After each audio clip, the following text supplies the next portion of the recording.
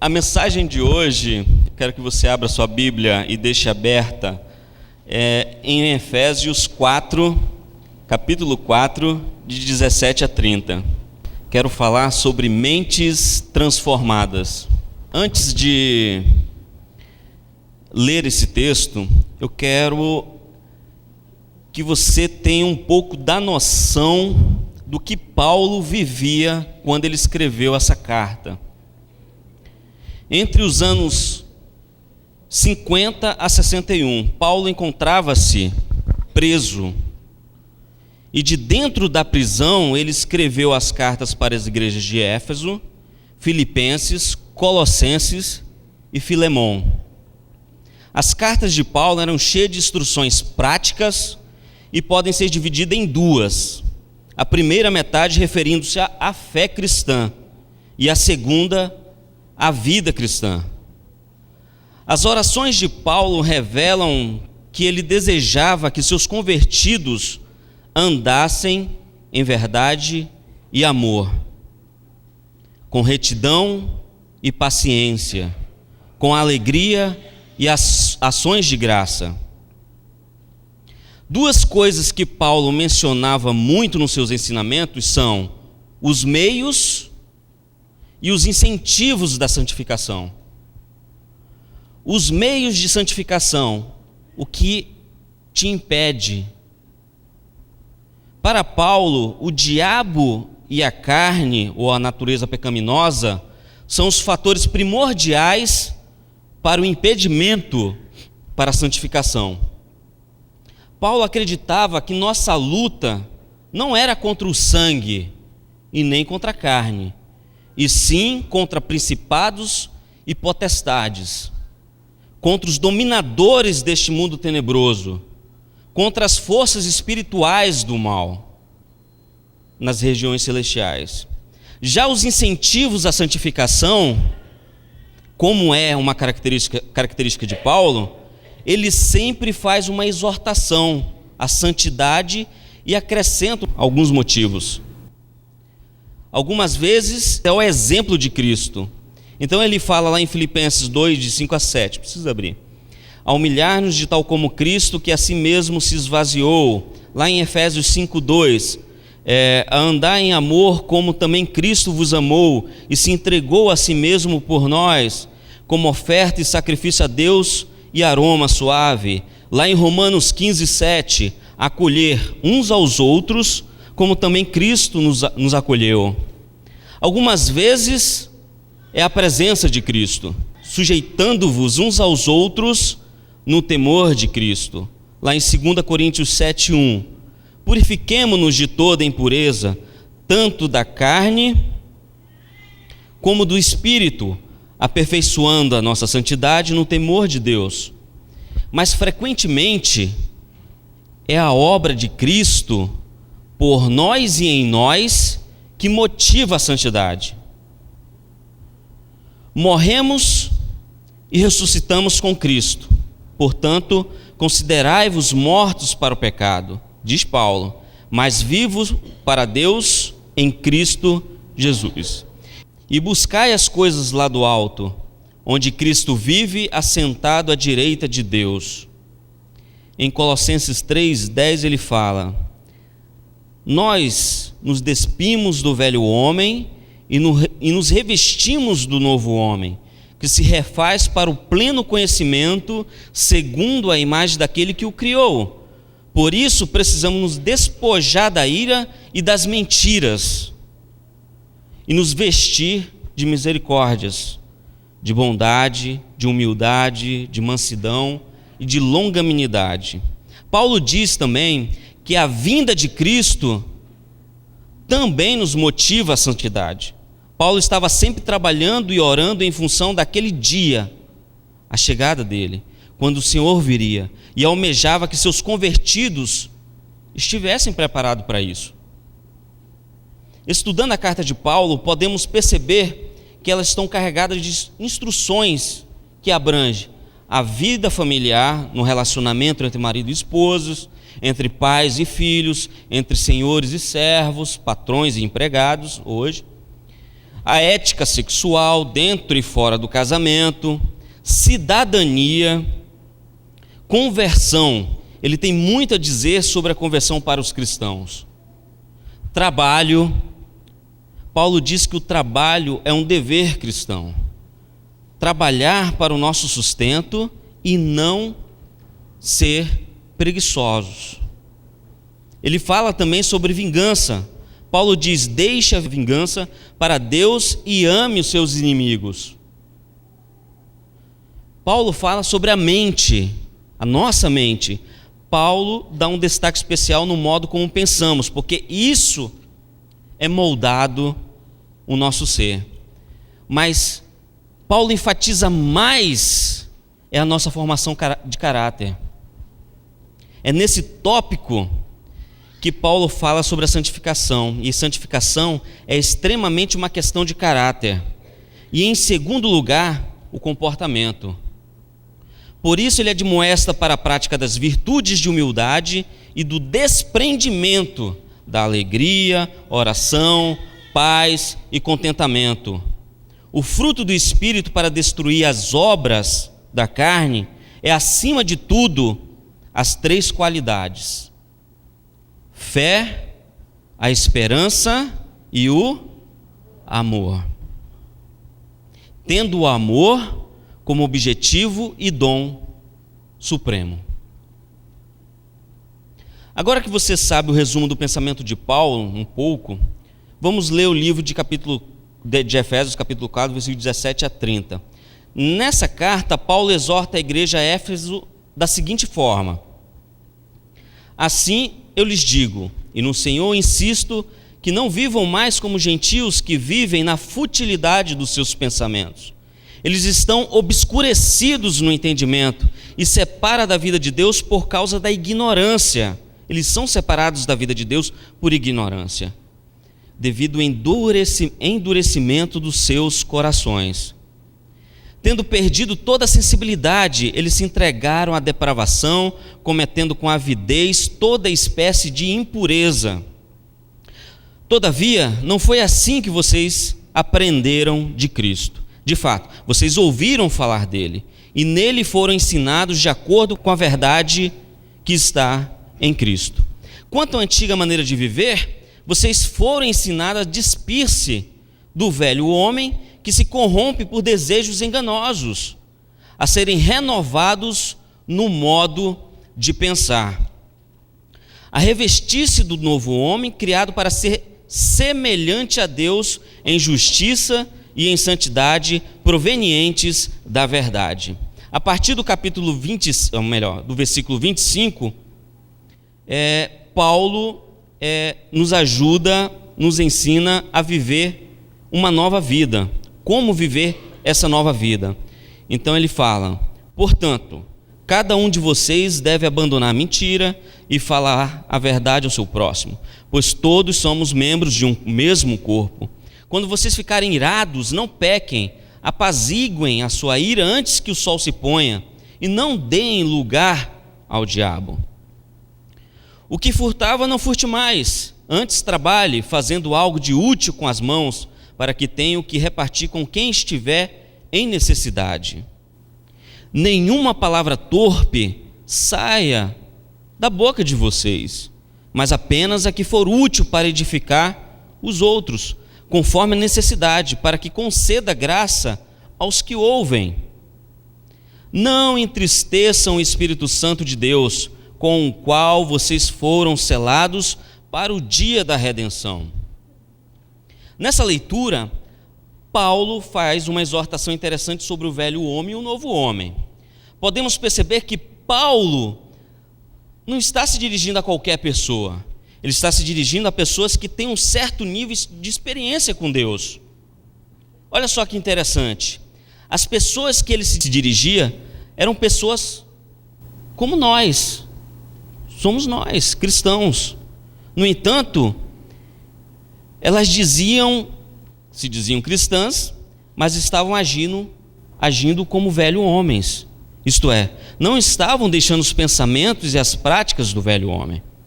O interessante disso é: novos pela graça, porém velhos no comportamento. Nós, seres humanos, temos uma grande tendência e facilidade na regressão ao velho homem. Faz parte da nossa natureza. Isto é, se não caminharmos constantemente na presença de Deus, é muito fácil voltarmos ao comportamento antigo. A caminhada com Cristo deve ser permanente, deve ser constante. Nessa batalha, precisamos a cada dia buscar pelo ardor, pela paixão de Deus, para não nos afastarmos dos seus propósitos. Agora, mas você me pergunta, o que é preciso fazer para não nos afastarmos de Deus? Por que você não perseverou? Por que você não tem a mesma motivação em servir a Deus? Acredito que a resposta está no versículo 17 e 18 de Éfeso, capítulo 4, que ele diz assim: assim eu lhes digo, e no Senhor insisto, que não vivam mais como gentios, que vivem na futilidade dos seus pensamentos. Não vivam mais como gentios que vivem na futilidade, na vaidade de sua mente. Paulo quer dizer que devemos viver de novas maneiras. A nova natureza, a nova identidade, a nova vida, a vida de crente. Mas a vida de crente exige a suspensão do pecado e o início de novos comportamentos que influenciem a sua vida e de outros na presença de Cristo. No versículo 18 ele continua: eles estão obscurecidos no entendimento e separados da vida de Deus por causa da ignorância. Eles estão obscurecidos no entendimento. Quando Paulo fala sobre obscurecido no entendimento, ele está falando das pessoas que estão confusas, mente confusa, falta de capacidade de entender a vontade de Deus para a sua vida. Isso simplesmente caracteriza a falta de oração e a falta de leitura bíblica. Falta intimidade com Deus. Continuando no versículo 18, parte B. E separados da vida de Deus por causa da ignorância em que estão. Até onde eu pesquisei, até onde eu estudei, na minha concepção, existem 3 tipos de ignorância, de ignorantes. O ignorante porque é ignorante mesmo, ele ignora porque não tem acesso à verdade. Esse tipo de ignorante ignora a verdade de Deus por não conhecer realmente a verdade. Agora tem o ignorante por opção, que no meu ver é o pior que tem. É o mais grave. Ele tem uma determinada experiência com Deus, mas não quer se aprofundar por medo que Deus exija mais de você. Então você opta em viver numa vida rasa, superficial. Vive sua vida como lhe apraz. Agora tem o ignorante por causa dos outros. Esse ignorante somos nós, que fugimos das nossas responsabilidades. Somos nós quando damos testemunho de um novo homem diante de Deus e da sociedade em que vivemos. Não damos testemunho de transformação mental e comportamento de uma vida cristã. Geramos novos ignorantes devido às nossas atitudes. Muitos não conseguem comunicar a verdade porque não são capazes de dar um bom testemunho como cristãos renovados do velho homem para o novo homem. Paulo quer dizer com tudo isso? O que ele quer dizer com tudo isso? Se temos uma mente renovada, que andemos com uma mente renovada. Não é causando contendas, não é se prostituindo, não é xingando as pessoas, não é fumando aquele cigarrinho de vez em quando, não é adulterando, não é agredindo as pessoas, não é desviando dinheiro, fraudando os documentos, não é colando na escola ou faculdade, não é vendo pornografias ou assistindo o programa do Pânico, que você vai ter uma vida renovada, uma mente renovada. Isso tudo é alimento para a futilidade, é alimento inútil para a vaidade da mente. Em Romanos 8, versículo 5, ele diz: quem vive pela carne tem a mente orientada para fazer o que a carne deseja. Está lá em Romanos 8, versículo 5. Certa vez eu e um grupo de amigos estávamos passeando pela orla de Copacabana. Aí paramos numa feirinha.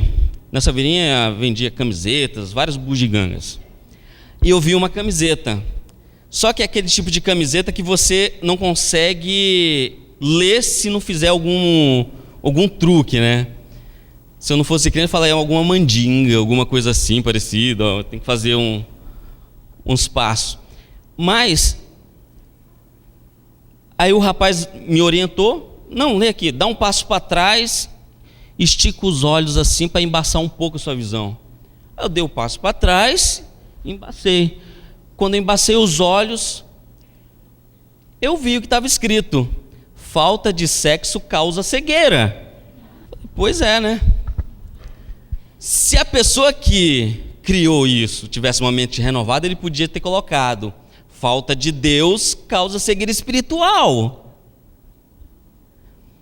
A outra estava passeando pelas ruas do Rio, passou uma moça muito bonita, aí usando aquelas camisas que tem uma frase na frente e depois continua atrás. E na frente estava assim: não bebo, não fumo e não faço sexo. Eu falei: essa é cristã, essa é crente. Tá, mas a minha curiosidade, olho para trás depois que ela passa por mim. Quando eu olhei, morri. Aí eu falei: acabei de cruzar com uma defunta, né? Mas é assim, dentro das igrejas, às vezes, nós estamos frequentando as igrejas, estamos dizendo que somos crentes, mas estamos mortos dentro da igreja. Quer ter uma mente transformada? Quer ter uma mente transformada? Use sua mente na obra de Cristo. Deus lhe deu um dom de administração, Deus lhe deu um dom de contabilidade, Deus lhe deu um dom de pregar, Deus deu um dom de misericórdia, Deus deu um dom de recepcionar os membros da igreja, Deus lhe deu um dom para trabalhar nessa câmara, com um grupo infantil. Use sua mentalidade, o dom que Deus lhe deu para trabalhar, não deixe para depois. Então vamos continuar. A partir do versículo 19 a 30, Paulo continua. Eu vou fazer uma leitura rápida, só para mostrar os comportamentos, né? Quando a antiga maneira de viver, vocês ensinados de espírito do velho homem, e se corrompe por desejos enganosos. Já lemos o texto. E Paulo: portanto, cada um de vocês abandone a mentira e fale a verdade. Quando vocês ficarem irados, não pequem, não deem lugar ao diabo. O que furtava, não furte mais. Isso é: não fale palavras torpes de sua boca. Mas o último versículo, 30: não entristeçam o Espírito Santo de Deus, com o qual vocês foram selados para o dia da redenção. O que entristece o Espírito Santo não é o que faz no campo da moralidade, mas sim no campo da mentalidade. O Espírito de Deus se relaciona com você quando não tem ninguém olhando para você. Quem é você quando não tem ninguém olhando para você? Um certo filósofo disse o seguinte: analfabeto não é quem sabe ler. Analfabeto é aquele que sabe ler e não lê. Eu poderia dizer, então, não basta somente dizer que eu sou cristão, é necessário uma busca constante por amadurecimento espiritual, um amadurecimento de mente. O Espírito Santo se entristece sempre que alguém em que ele habita é infiel ou desleal. O pecado, seja por pensamento, seja por ações, é uma afronta para o Espírito Santo. O pecado faz separação entre nós e Deus, causando grande tristeza ao Espírito. E nessa manhã quero motivá-la a não desistir. Precisamos constantemente buscarmos a ter uma mente transformada. E nessa jornada, Jesus Cristo é a cabeça da igreja. Por isso que Cristo veio. Ele veio para nos ajudar a transformar nossas vidas, para mais tarde nos receber nas mansões celestiais. Nós, cristãos, somos novas criaturas em Cristo, mas também somos pessoas carnais e vulneráveis às fraquezas da carne, das tentações que nos afetam diariamente. Viver na carne é ser influenciado pelos hábitos e pelos padrões de pensamento adquiridos antes de conhecermos a Cristo. Quanto mais dependemos do Espírito, mais derrotaremos esses impulsos que nos afligem. Vou fazer a mesma oração que Paulo fazia quando estava preso. Que o vosso amor aumente mais e mais em pleno conhecimento e toda percepção, para provardes as coisas excelentes e sedes sinceros e inculpáveis para o dia de Cristo, cheios do fruto de justiça, o qual mediante Jesus Cristo, para a glória e louvor de Deus. Que nesse período de festa de fim de ano, você possa manter a sua mente firmada nos caminhos de Cristo, mentes transformadas. Vamos cantar agora com o coro Outilha, Noite de Paz, porque a nossa verdadeira paz sentimos em Cristo, pois Ele é o nosso sentido do Natal.